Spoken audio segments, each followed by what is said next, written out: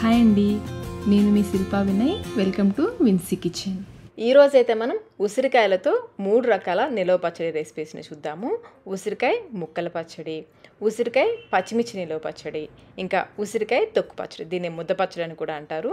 ముందైతే మనం ఈ ముద్ద పచ్చడిని ఎలా తయారు చేసుకోవాలో చూద్దాము. ఇక్కడ నేను పచ్చడి కోసం 1/2 కిలో ఉసిరికాయలు తీసుకున్నాను. నాకైతే ఈ సైజువి 12 కాయలు వచ్చాయి.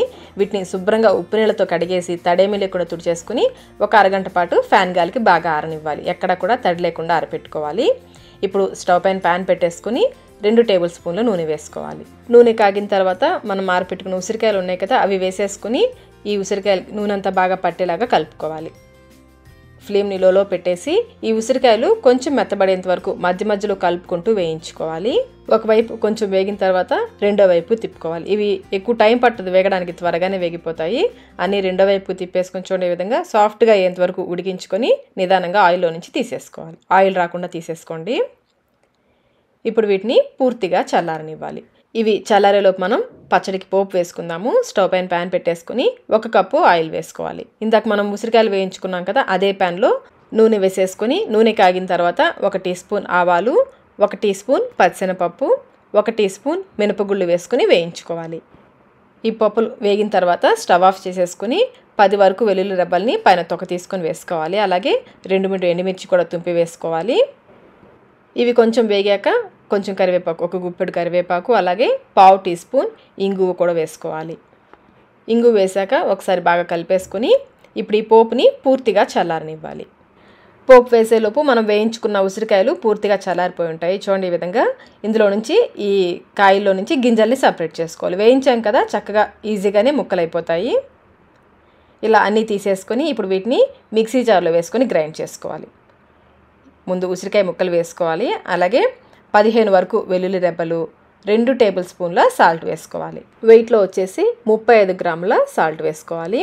అలాగే 1 టేబుల్ స్పూన్ నిమ్మరసం, ఒక మీడియం సైజు నిమ్మకాయ అంతా కూడా రసం పిండుకొని వేసుకుని బాగా మధ్య మధ్యలో ఆపుకుంటూ మెత్తగా గ్రైండ్ చేసుకోవాలి. చూడండి, ఈ విధంగా గ్రైండ్ చేసుకోవాలి. ఇప్పుడు ఇందులో 4 టేబుల్ స్పూన్ల కారం వేసుకోవాలి. వెయిట్లో వచ్చేసి 25 గ్రాముల కారం. అలాగే ఇందులో 1/2 టీ స్పూన్ మెంతిపిండి కూడా వేసుకోవాలి. మెంతుల్ని వేయించి పొడి చేసుకున్నది 1/2 టీ స్పూన్ వేసుకోవాలి. అలాగే 1/4 టీ స్పూన్ పసుపు వేసి అంతా బాగా కలిసేలాగా కలుపుకోవాలి. ఈ ముద్ద పచ్చడిలో ఆవపిండి వేరండి, కేవలం మెంతిపిండి మాత్రమే వేస్తారు. ఈ విధంగా బాగా కలిపేసుకుని మళ్ళీ బాగా గ్రైండ్ చేసుకోవాలి. ఉసిరికాయ అంతా కూడా బాగా పేస్ట్ అయ్యే విధంగా చూడండి, విధంగా వీలైనంత మెత్తగా గ్రైండ్ చేసుకోవాలి. ఈ ఉసిరి తొక్కుని ఇలాగే స్టోర్ చేసుకుంటే మనకి సంవత్సరం పైన నిల్వ ఉంటుందండి. ఎప్పుడు కావాలంటే అప్పుడు పోపు వేసుకోవచ్చు. నేను కొంచెం పచ్చడే కాబట్టి ఒకేసారి పోపు వేసేస్తున్నాను. ఈ పోపులో పచ్చడి అంతా కూడా బాగా కలిసేలాగా కలుపుకోవాలి. కమ్మటి వాసన వస్తుందండి కలుపుతుంటే. ఇప్పుడే అన్నంలో వేసేసుకొని తినేయాలనిపిస్తుంది. కానీ పచ్చడి ఒక్కరోజైనా ఊరితేనే దాని రుచి తెలుస్తుంది. ఇలా బాగా కలిపేసుకున్న పచ్చడిని ఒక గాజు బౌల్లో కానీ ఈ విధంగా సెరామిక్ బౌల్స్లో కానీ వేసేసుకొని కొంచెం అదిమి పెట్టేసేయండి. లోపలికి పెట్టేసి కనీసం ఒక్కరోజైనా పచ్చడిని ఊరనివ్వాలి. 24 అవర్స్ తర్వాత చూడండి, ఒక్క చుక్క నూనె కూడా పైకి తేలలేదు. ఈ పచ్చళ్ళకి అస్సలు, ఇలాంటి పచ్చళ్ళకి నూనె అస్సలు పైకి తేలదు. ఒకసారి మళ్ళీ కూడా పచ్చడి అంతా కూడా బాగా కలిపేసుకుని టేస్ట్ చెక్ చేసి సాల్ట్ తగ్గినా కారం తగ్గినా ఇప్పుడైతే వేసి కలుపుకోవచ్చు.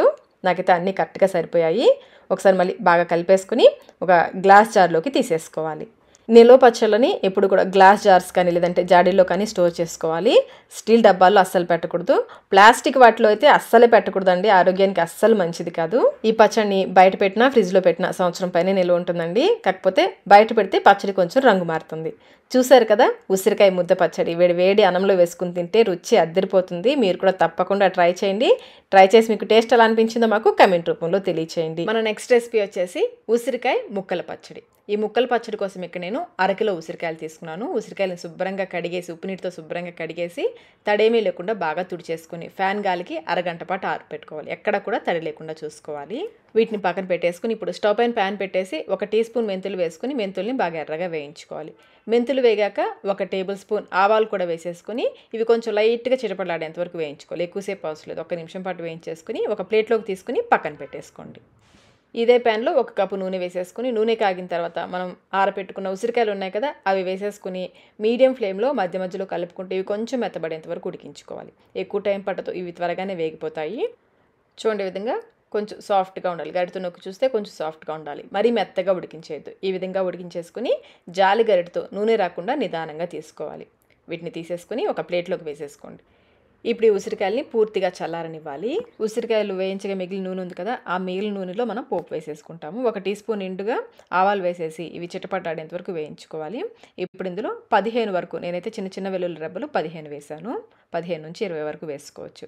ఇవి కూడా వేగిన తర్వాత 4 ఎండుమిర్చిని తుంపి వేసేసుకొని స్టవ్ ఆఫ్ చేసేసుకోండి. ఆ వేడికి ఇవి వేగిపోతాయి.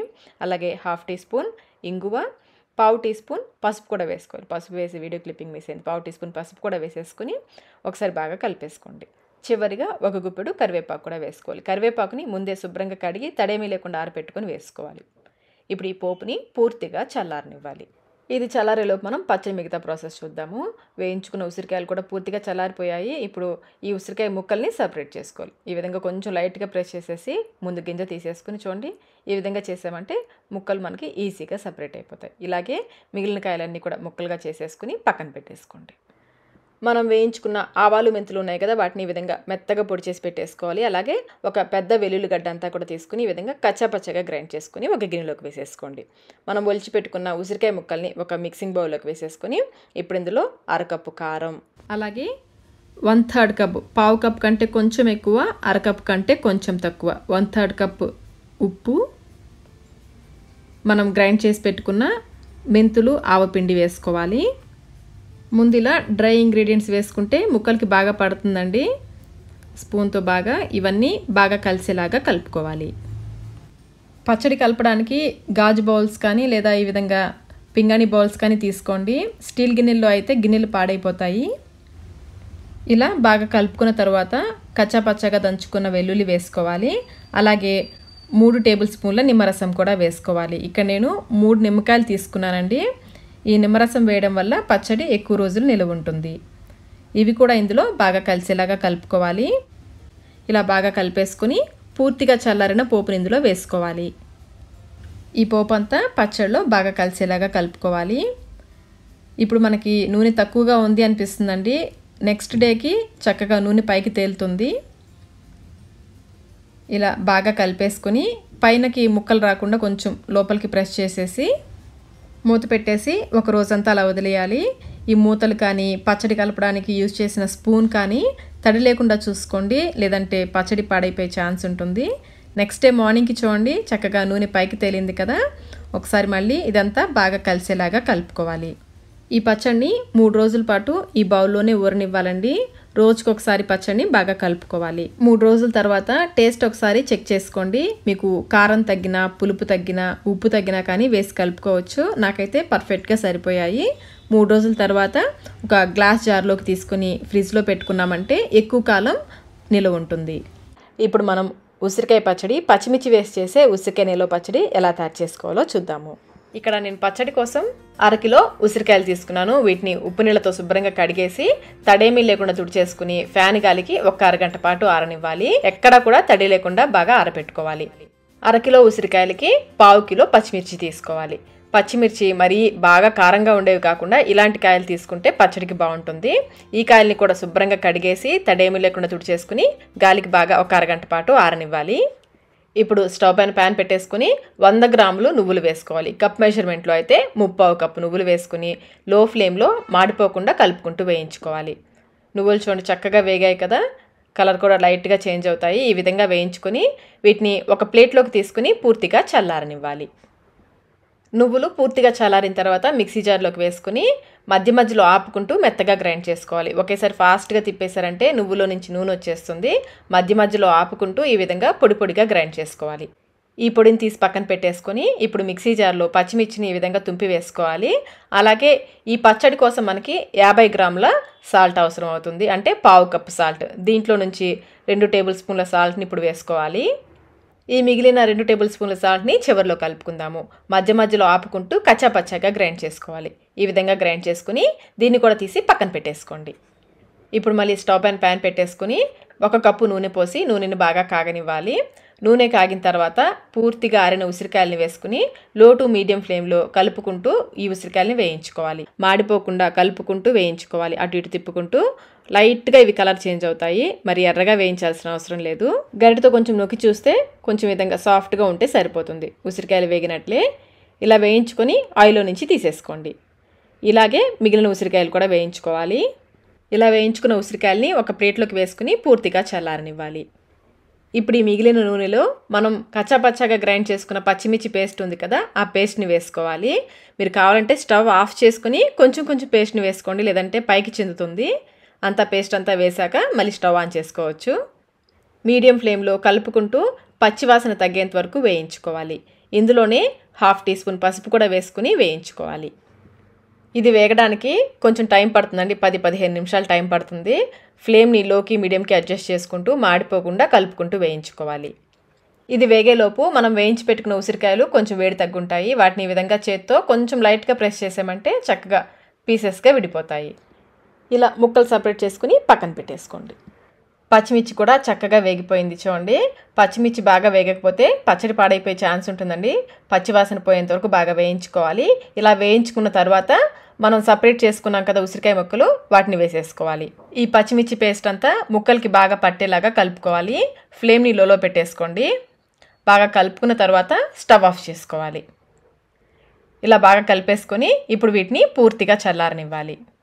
ఇది చల్లారేలోపు మనం పచ్చడికి పోపు వేసుకుందాము. ప్యాన్లో 1/2 కప్పు నూనె వేసుకుని నూనె కాగిన తర్వాత 1 టీ స్పూన్ ఆవాలు, 10 వెల్లుల్లి రెబ్బలు. వెల్లుల్లి వేసుకోకపోయినా పర్లేదండి, ఎక్కువైతే వేసుకోవద్దు, చిన్నవి 10 వేసుకుంటే సరిపోతుంది. అలాగే 3 ఎండుమిర్చి కూడా వేసుకుని స్టవ్ ఆఫ్ చేసేసుకోండి. ఆ వేడికి ఇవి చక్కగా వేగిపోతాయి.